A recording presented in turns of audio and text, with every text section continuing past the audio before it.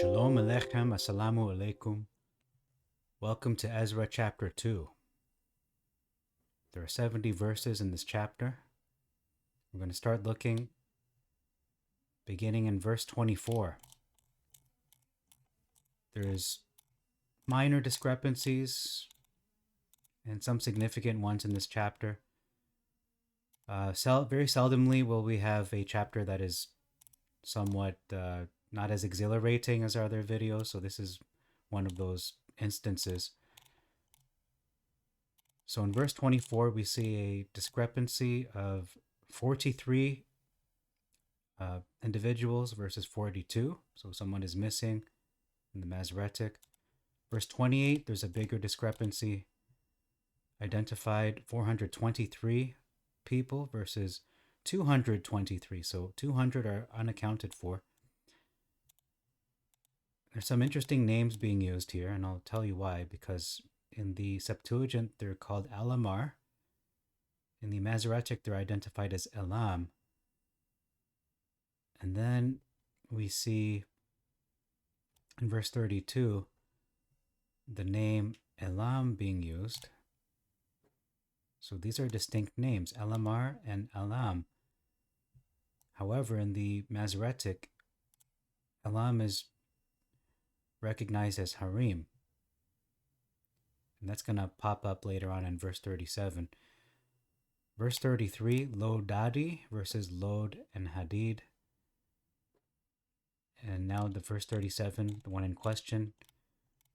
This is significant because I may have gotten the wrong verse. Bear with me for one moment. Okay, so I had the wrong verse. It was verse 39, where we see the name Harim being used twice in verse 32 and verse 39. So is this the same person, or is this are these two different individuals using the same name? Because it does happen a bit in the scriptures where you'll have names repeating. Such as Yoshua or Yehoshua. Joshua seems to repeat quite often in the scriptures. And in the Septuagint, this name is Aram. So we can see these are three distinct people, or at least two. Elam and Aram are not the same, whereas Harim and Harim could be the same. And then we have another discrepancy when it comes to numbers. In the same verse, it says here 1007 versus 1017. Okay, moving on to verse 58.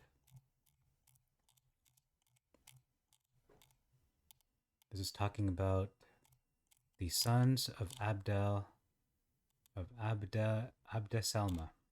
Abdeselma. This is translated as Solomon's servants. So that is a strong possibility. It's actually Abed Shlomo or Abed Selma, that is servant of Solomon in Hebrew. Verse 60, we have an omission of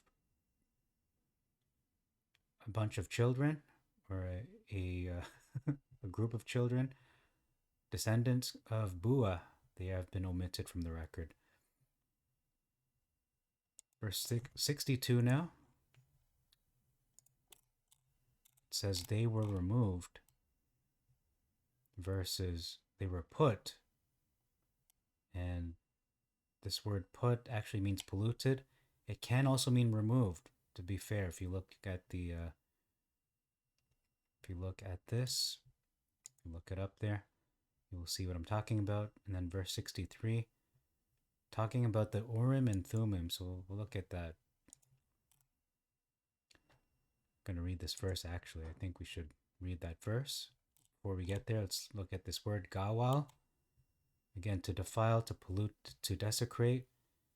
And then it says to be desecrated of removal from priesthood. So you're disqualifying yourself by being polluted, being disqualified from the priesthood. So in the Septuagint, it says, and the Ather Sastha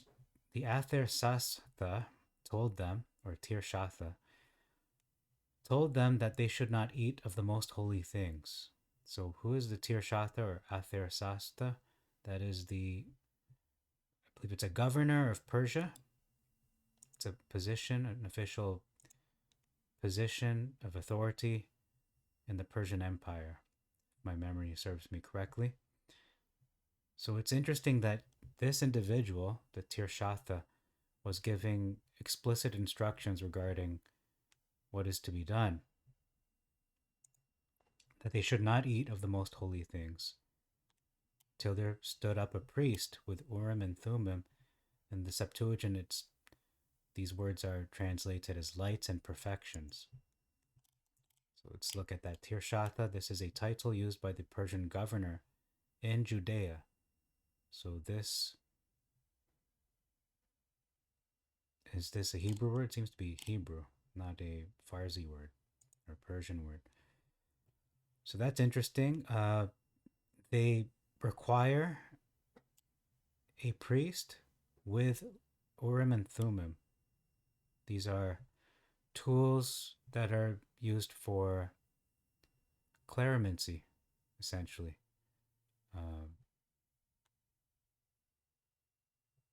Which other people would say, if you're using these kinds of clarimancies to determine the will of a deity, if you're using it towards a different Elohim, this would be pagan, would be wrong, would be divination, which would be correct.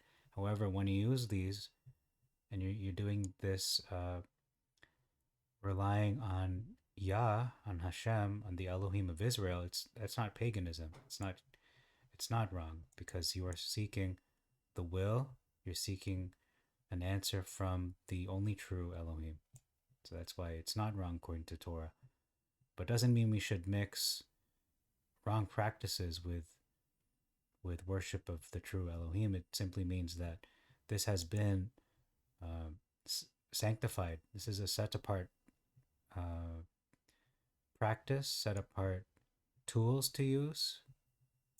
But unfortunately, or sadly, I should say, the false Elohim will use counterfeit practices. They'll copycat what Yah has instituted, such as the Passover, such as new moons, Sabbaths, and so on, and even goats and even goat heads and various symbols, trying to claim them for themselves and say, "Oh, these are our symbols." No, when originally they were never intended for those evil practices, but were created by Elohim, by Hashem himself. Okay, so that's verse 63, and then the last difference is verse 68, talking about families versus fathers. So chief of the families versus chief of the fathers. And then there's an omission of the word prepared. So they went into the house of Yah that was in Jerusalem, offered willingly for the house of Elohim to establish it, the temple, the house, on its prepared place, not just in its location, but on its prepared place. Okay, so again, this isn't the most exciting chapter we've covered, but I think we're allowed to have a lull here and there. This is one of those exceptions, and we've had a string of really exciting videos, a lot of exciting content, and that's somewhat of a shocker when you think about every chapter, every book, every verse of the Tanakh. You're not going to get gold here and there, but we've been getting that, in my opinion. This is one of those lulls, so I think we're going to have a big storm coming up when we get to the book of Esther, when we get to the book of Job, Psalms, Proverbs, Ecclesiastes, etc. Okay, so that's all for this chapter. Thank you very much for your time. Till next time, I bid you all Shalom Aleichem, Salamu Alaikum, Irini Mazisu, Pax Vobiscum, peace be unto you, and Maranatha.